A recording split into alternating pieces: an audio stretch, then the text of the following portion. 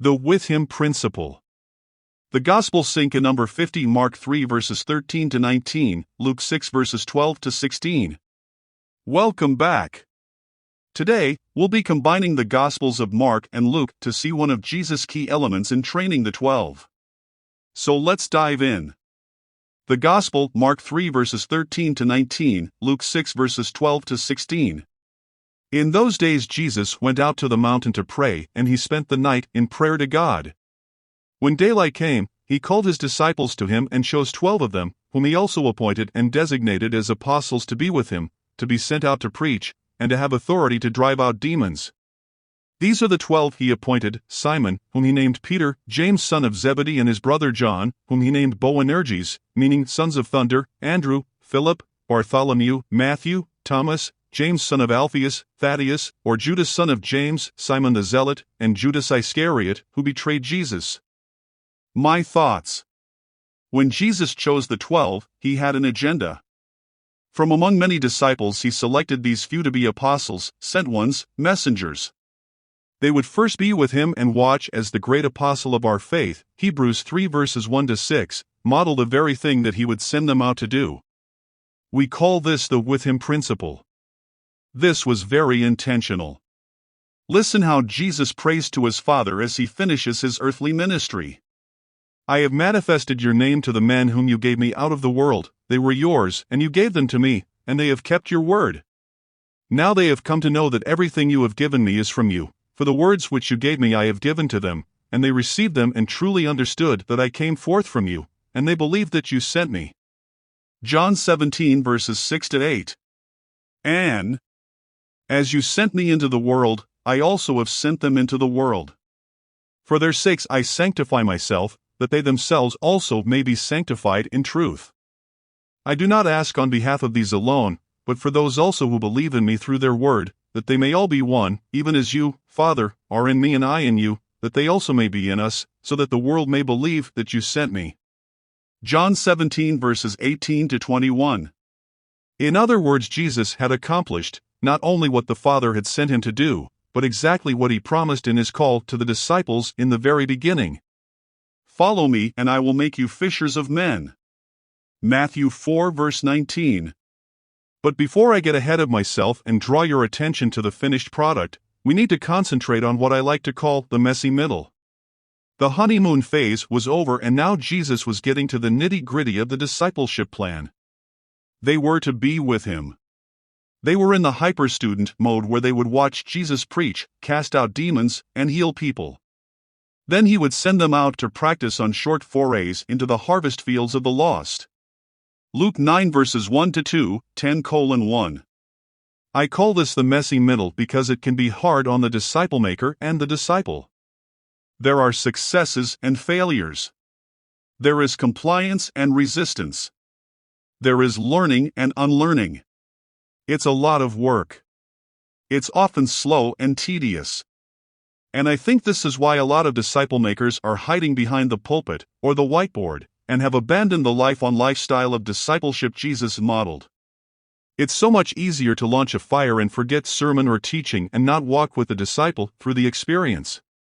It's hard to invest in a slow method of knowledge and guided application of the Word of God. Jesus did not just hope the 12 got it. Hope is not a method. He intentionally invested in them with a hands-on experience. If we expect to see lasting transformation and reproduction, we are going to have to call people to live life with us. We need to show them, not just tell them, how to live for Christ. A word of caution. You can't do this with everyone. So, like Jesus, we need to pray and pick a few people to deeply invest in. These few will actually multiply your labor in the kingdom as they too take on the mission of Jesus to make disciples. My story. Let me give 2 examples of how Deb and I try to apply the with him principle. The first is taking people out to model sharing the gospel. Each person in our church has had the opportunity to see us in action. We show them how to share the gospel in a very simple way, and then we model for them by actually going out and sharing with lost people. Then we watch them share and give them feedback.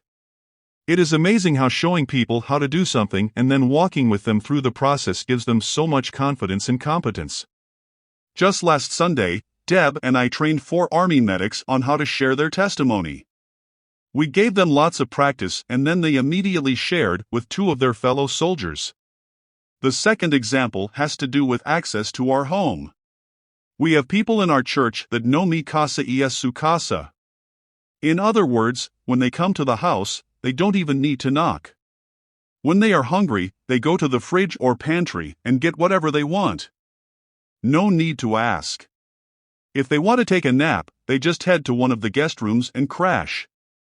We've told them there is only one rule: the first 5 minutes they're a guest. After that they're family. Mi casa es su casa. This may seem like extreme hospitality, but it's not just about being hospitable. It's about having people with us so we can model life. They get to see Deb and I walking with Jesus. It's not perfect, but it is potent. This is just 2 of many ways we have tried to emulate Jesus' ministry and practice life-on-life discipleship. The key is for them to be with us. I often hear spiritual leaders quoting Hebrews to get the disciples in line. Obey your leaders and submit to them, for they keep watch over your souls as those who will give an account. Let them do this with joy and not with grief, for this would be unprofitable for you. Hebrews 13 verse 17. But verse 7 comes before verse 17. Remember those who led you, who spoke the word of God to you, and considering the result of their conduct, imitate their faith. Hebrews 13 verse 7. Notice the disciples are to observe the spiritual leader's life and example. If you want to be my spiritual leader, it's going to take more than a monologue once a week. I'm going to have to see your lifestyle before I entrust my life, my family, and the lives of those I disciple into your hands. Our action plan. Jesus invited a few men to walk closely with him for the purpose of reproducing sent ones. How can we follow Jesus' example and multiply our ministry? Here's some ideas. Spend some time in prayer and ask God who are the few you should concentrate on. Make a list of ways you can invite these few to see you model a life with Jesus. Set some goals to clarify what it looks like to help these few to follow and fish. Jesus was the ultimate disciple maker. He knew what to do in order to see real transformation that glorifies God. The with him principle was a huge part of his strategy.